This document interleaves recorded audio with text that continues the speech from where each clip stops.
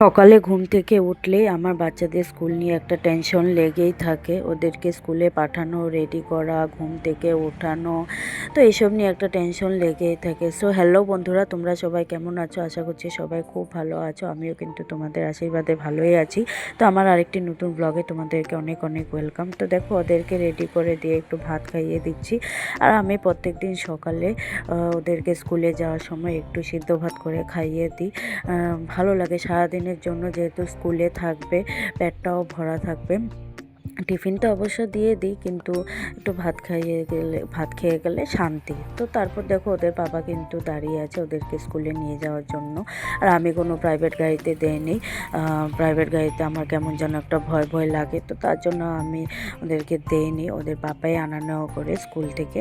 তো তারপর দেখো, ওরা কিন্তু এই যে বেরিয়ে পড়লো স্কুলে যাওয়ার জন্য। তো তারপর আমি চলে আসলাম ঘরে, যেহেতু ঘরে প্রচুর কাজকর্ম পড়ে আছে। তো প্রথমে আমি আমার বিছানাটাকে গুছিয়ে নিব। বাসি বিছানা পড়ে আছে, আর বিছানাটা গুছানো না হলে পুরো ঘরটা যেন এলোমেলো হয়ে থাকে। তো আমি পটাপট করে আমি আগে আমার বিছানাটাকে গুছিয়ে নিই। তো তারপর যা যা কাজকর্ম আছে সব সেরে নিব।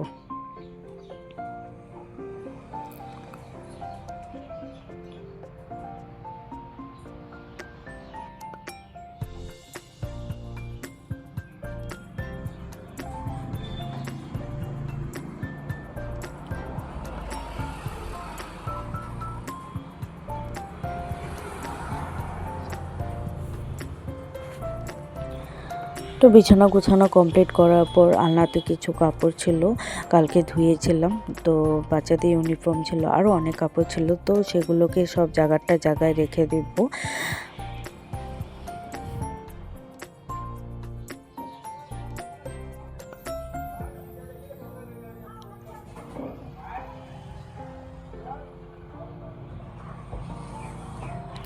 ভেতরেরও কিছু কাপড় চোপড় বাইরে পড়েছিল কবে থেকে, সেসব ঢোকানো হচ্ছিল না। আর যেহেতু বাইরে কাপড় চোপড় পরে থাকলে লেত্রা হয়ে যায়, ধুলো পড়ে যায়, তো সেগুলোকে আমি সব ঢুকিয়ে নেব।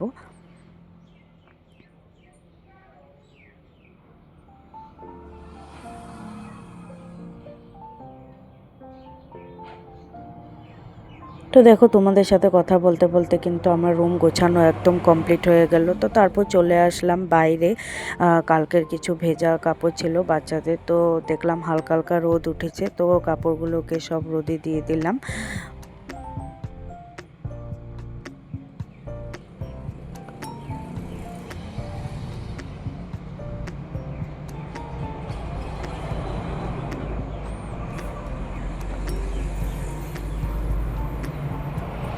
তো তারপর চলে আসলাম আমি কিচেনে ব্রেকফাস্ট বানানোর জন্য, যেহেতু আমার বর বাচ্চাদেরকে স্কুলে দিয়ে চলে এসেছে।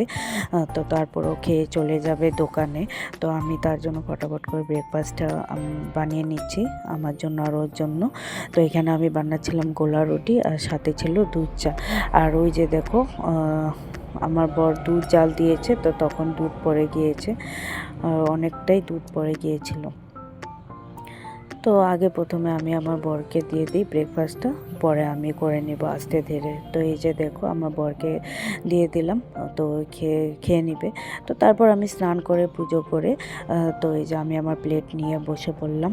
তো বন্ধুরা, আশা করি আমার ভিডিওটা তোমাদের ভালো লাগবে। আর যদি ভালো লাগে, লাইক কমেন্ট শেয়ার করে দিবে, পাশে সাবস্ক্রাইবও করে দিও। তো চলো বন্ধুরা, এখনের জন্য আসি, তোমাদের সাথে আবার পরে দেখা হবে। টাটা।